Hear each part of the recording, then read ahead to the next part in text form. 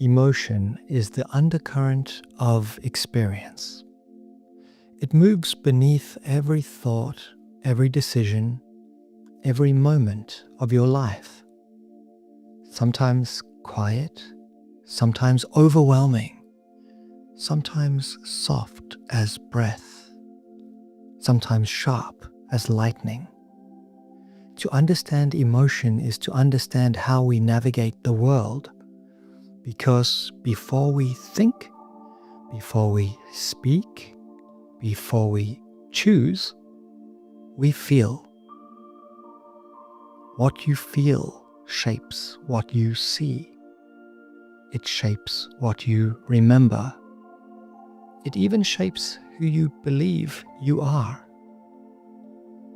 The ocean of emotion invites us to slow down and explore what it means to feel clearly, deeply, and wisely. Let's begin with the question, what is emotion? Science tells us that emotions are biological signals, the body's way of saying, this matters. They begin as shifts in the nervous system. The amygdala activates, hormones flood the bloodstream, muscles tense or relax. The heart changes rhythm. But emotions are not just bodily events. They are messages. They carry meaning. They help us respond, connect, survive. Fear protects us. Joy draws us closer. Sadness slows us down so we can grieve, reflect, heal. Emotions are not problems to solve.